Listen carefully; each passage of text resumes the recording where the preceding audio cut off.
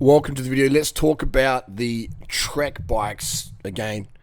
Trek, I've got a few Treks. I like some of the Trek bikes out there for sure. This is here in Australia. We've got a Trek Madone 5.9 2014 model. I've ridden this exact bike. It goes pretty damn good. All right. The issues with it is the brakes. The rear brake is underneath the chainstay, and that always leads to braking not as good. But then again, it's a road bike with skinny tires. How much braking power do you really need once you've got good pads on there? So, but yeah, decent bike. Direct me out in the front. You can change those out. But it's got a Durace grip set on there, and this bike's in mint condition. I mean, from what we can see in the photos, like the chain rings are still look like brand new. It just hasn't been used much at all. It's $1,300. Not ridden at all since 2019, so I'm not sure if this person had an injury or got into a keto diet or something like that, just lost their drive to ride a bike. Either way, looks like a great deal, assuming it's in one piece. Let's go to the latest Emonda, which is this bike is heavier than that Madone we just saw. This is $19,000 Australian, $19,000. Right? I wouldn't piss in this bike if it was on fire. Actually I would, because carbon smoke isn't too healthy for you. But I'm just saying that $19,000, man, and you can get literally this bike here would be lighter with alloy wheels than this Emonda in the same size 58. Okay, what would be ride better? That Trek Madone, undoubtedly. I've ridden this Emonda before in Thailand recently. Underwhelmingly overwhelmed I was at how shit the performance are. I'm like, this isn't a Emonda. Like, this is not an Emonda. This is an Emonda, and this is an Emonda. Okay, this is the Emonda SLR here. This almost looks like a Durianrider spec one. It's got mountain bike pedals on there and compact cranks. But this stem here, this person's bought this bike. It's obviously way too small for them. Look at the stack height there.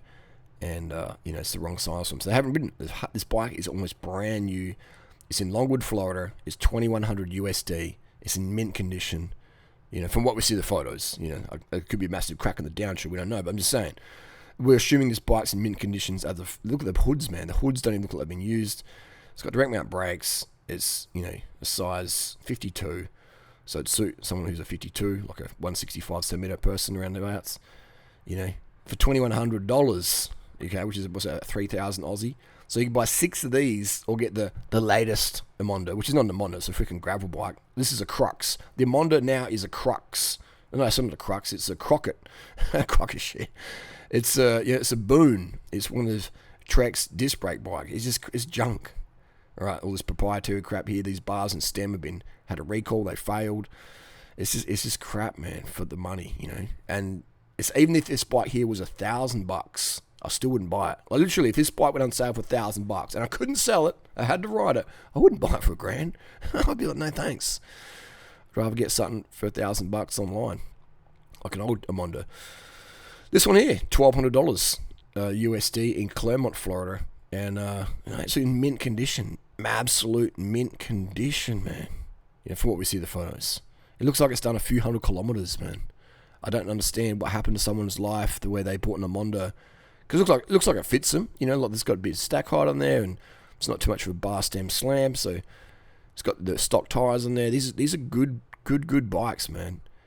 These are great bikes. I've ridden this exact model, the 5000 group set. It's killer, and it looks hardly been ridden. It's hardly been touched. So did this person do a keto diet and destroy their leg capacity? Did they go for a bike ride with clipless pedals and fall over because they didn't practice enough at home? Hold on to the fence first. Did they go for a ride and some redneck in a SUV goes, hey, cyclist, yeah, and they didn't like that intimidation tactic? What happened, man? What happened for someone to have a brand new, it doesn't even have any scratches on the derailleur? Like, what happened? Makes me feel a bit sad that bikes like this just go unridden. It's crazy.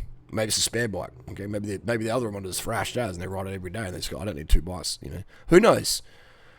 But anyway, if you're into the Treks, man. If you're into any really, really good bike and you want it for a steal, go to Durianrider.com. Anywhere in your world you are, I'll help you find, I'll broker for you, I'll help you find an incredibly performing bike. It'll help you with your weight loss goals. It won't cost an arm and a leg. It'll be easy to maintain the service and it will ride amazingly. And Most importantly, we'll make sure we'll get the right bicycle size for you, the right frame size, etc., stack height, things like that. We can work with you on that one. So Durianrider.com if you're after that service. I see people out there just buying bikes like this, and it's like, you got fucking ripped off, bro. This bike is so expensive. It performs worse. It's hard to maintain. The disc brakes are ting ting ting ting ting on a road. It's more dangerous in the descents because the brakes can lock up so easy. SRAM disc brakes are just, especially the mountain bikes, they're crap. I'm not sure how this generation of Reds have been going, durability, but 12 speed's been a pain in the ass already. So anyway, that's the deal.